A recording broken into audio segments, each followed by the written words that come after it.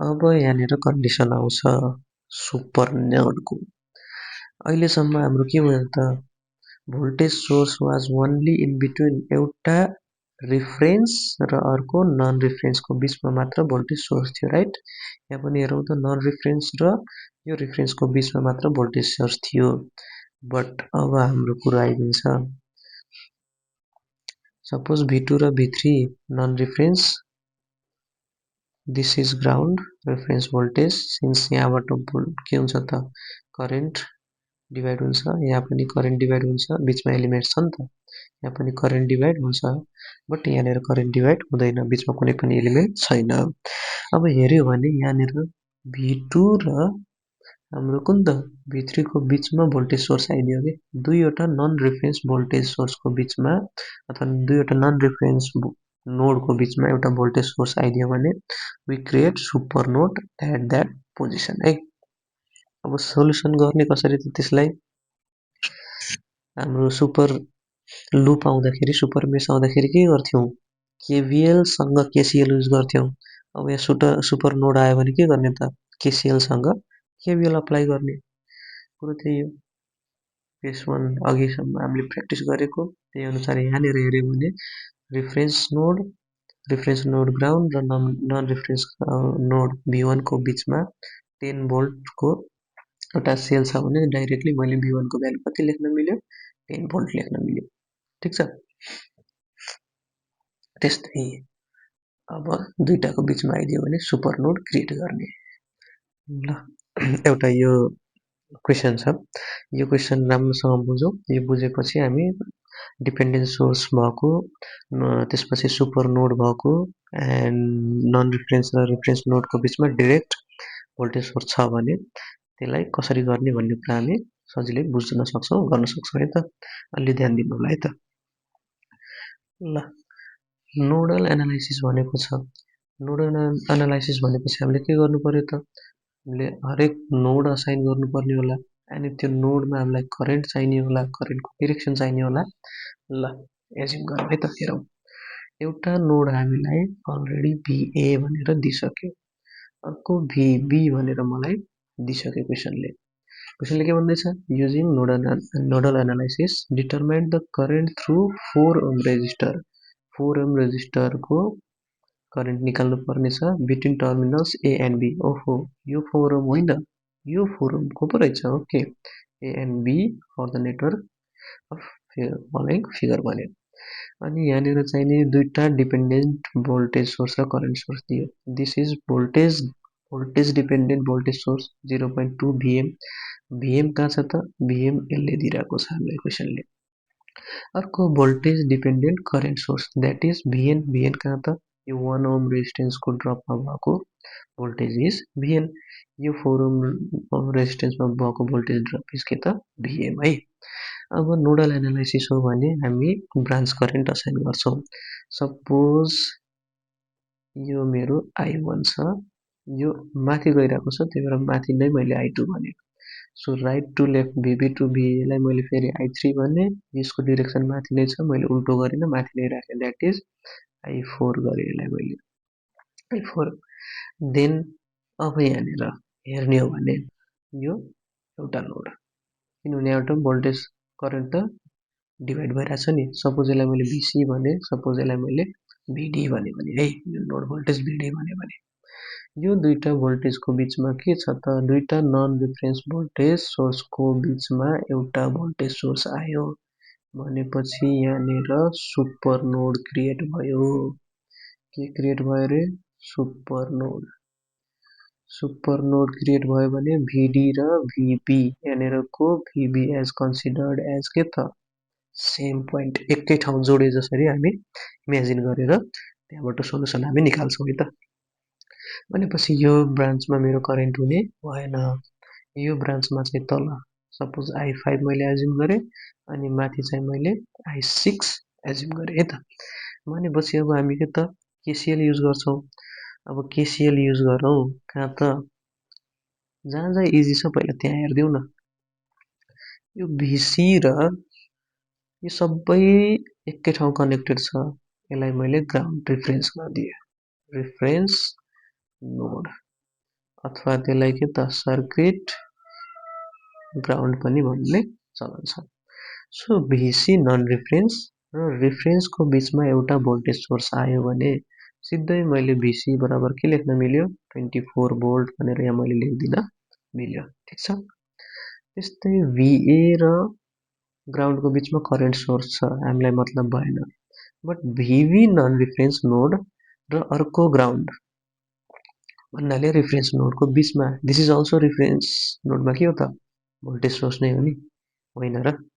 हो भने मैले यहाँ पनि sorry this is not voltage source.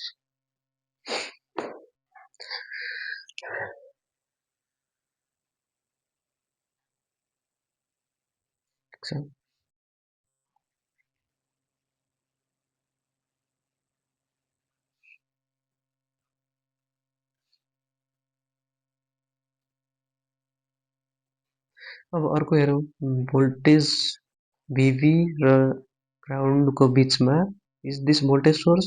होइन, this is current source. So हामी यसलाई पनि कन्सिडर गर्दैनौँ। अर्को VD र ग्राउन्डको बिचमा रेजिस्टेन्स छ, इट्स टोटल्ली फाइन। VA र VC को बिचमा रेजिस्टेन्स छ, टोटल्ली फाइन। VA र VB को बिचमा रेजिस्टेन्स टोटल्ली फाइन। VC र VD को बिचमा पनि यो पाथबाट resistance totally fine. But VB र VD को बिचमा भोल्टेज सोर्स आयो भने दिस बिकेम के त super node.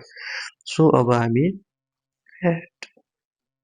At super node भन्नाले सुपर नोडमा कुन कुन रे VB एन्ड VD हो नि त।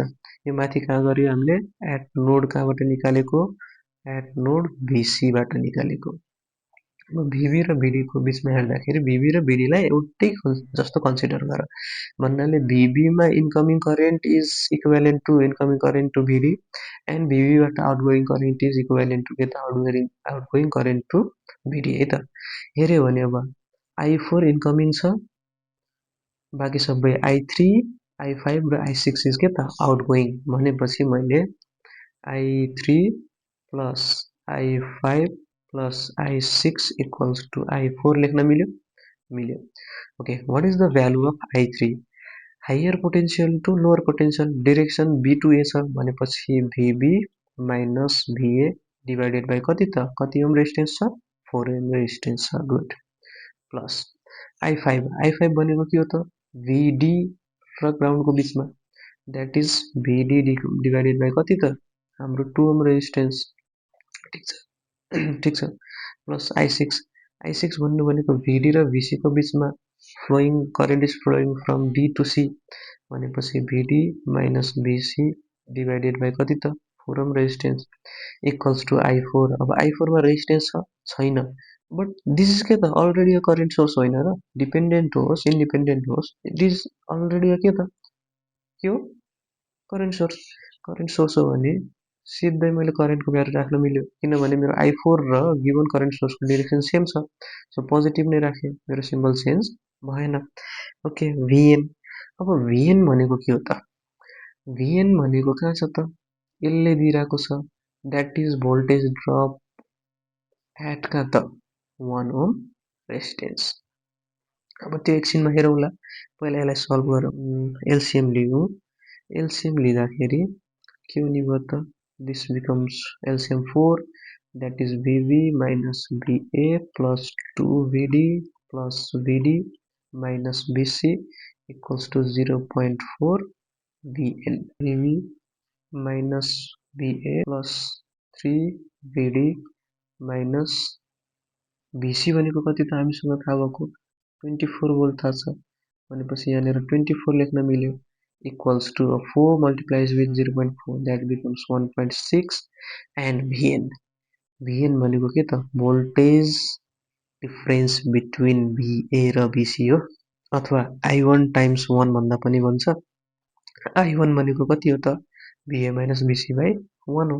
VN को डिरेक्सन फेरि कहाँ छ त VN को डिरेक्सन इज पोजिटिभ नेगेटिभ भन्नाले VC देखि VA तिर जाँदैछ, त्यही भएर VC माइनस VA भनेर मैले लेख्न मिल्यो। ओके, यसलाई फेरि ओपन गरौँ द्याट इज के त This is VB minus VA plus 3VD minus 24 equals to 1.6 into VC लाई 24 लेख्न मिल्यो, again 1.6 VA लेख्न मिल्यो. So constant term लाई one side मा, variable side लाई one side मा राखौं. That becomes के त 0.6 VA plus VB plus 3VD equals to 62.4. Suppose this is equation our 2 है त. यहाँ हाम्रो equation 2 भयो. यहाँसम्म कुरो बुझिन्छ. अब next step यहाँ चाहिँ KCL युज गर्यौं. अब just super node मा observe गर्छौं है त. Observation at super node.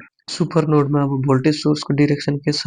Positive side यो छ, negative side यो छ. भन्नु भनेको लेफ्ट टु राइट जाँदैछ. लेफ्टमा के छ? VB minus VD. त्यो बीचको पोटेन्शियल डिफरेन्स भन्नु भनेको कति रहेछ त? 0.2 VM भन्ने छ. अब VM भन्नु भनेको के हो त फेरि? यहाँनिर 4 ओम रेजिस्टेन्समा भएको भोल्टेज ड्रप. त्यसमा पनि क्वेशनले गिभन गरेको छ this is positive side, this is negative side. भन्नु भनेको VB लाई मैले VB नै लेख्छु, माइनस VD लाई VD नै लेख्छु. 0 point as it is coefficient and VM भनेको के हुने भयो त? VC minus VD के भयो? VC minus VD. कुरो बुझिन्छ? Voltage drop. ओके, भनेपछि यसलाई पनि रिअरेन्ज गर्यो भने मेरो के आउँछ त? VB minus 0.8 VD equals to 4.8 आउँछ. This is equation 3rd. अब B र D यहाँ छ, C को रिलेसन यहाँ छ, ABD यहाँ छ. कुन काम भइसक्यो? नोड C को काम भइसक्यो. सुपर नोड B र D को काम भयो. अब कहाँ बाँकी रह्यो त? अब नोड A को काम बाँकी रह्यो. सो अब गर्दा जाँदा अब एट नोड A मा है. नोड A मा हेरौं करेन्ट कुन इन हुँदैछ, कुन आउट जाँदैछ है त. इन I2 र I3, आउट कुन जाँदैछ? I1. So I1 equals to के लेख्न पाएँ त मैले? I2 प्लस I3 लेख्न मिल्यो. Okay, what is I1? I1 भनेको VA minus BC by 1, right? Good. VA minus BC by 1. What is I2? I2 भनेको सिधै करेन्ट दिएको छ 10 एम्पियर भनेपछि I can write this as 10. And what is I3? I3 भनेको के छ त? राइट टु लेफ्ट आउँदैछ B to A भनेपछि VB minus VA by resistance is 4. So VB minus VA by 4. कुरो बुझिन्छ? अब यो क्रस मल्टिप्लाई गरौँ. यो 4 टाइम्स यता LCM ले मल्टिप्लाई गर्न आउँछ. That is VB minus VA. On arranging 5 VA minus VB equals to 136. This becomes equation 4. अब on solving equations 1, 2, 3 and 4. म त 1 को त भ्यालु त अलरेडी युज गरिसकेको छु, त्यही पनि लेख्दियौ. सल्भ गरिसकेपछि हाम्रो VA को भ्यालु आउँछ, VB को भ्यालु आउँछ एन्ड VC को भ्यालु आउँछ है त. VC को भ्यालु अलरेडी हाम्रो कति छ? 24 छ.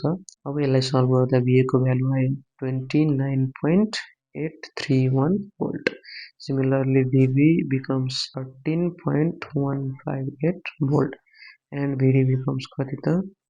10.447 volt. फाइनल एन्सर हामीलाई क्वेशनले के सोधेको छ त? हेरौँ भने determine the current through 4 ohm resistance रे. यो A र B भएको टर्मिनलको बीचमा भएको जुन 4 ओम रेजिस्टेन्स छ त्यसमा भएको करेन्ट डिटरमाइन गर्ने. त्यो करेन्ट भनेको I3 हो भन्नाले I3 करेन्ट अब के त? दैट इज के हो त? I3 हो. What is the value of I3 here? VB minus VA by कति? 4. What is the value of VB? 13.158 minus what is the value of VA? 29.831 divided by what? 4. So negative 4.168 ampere. I3 को value कति रहेछ त?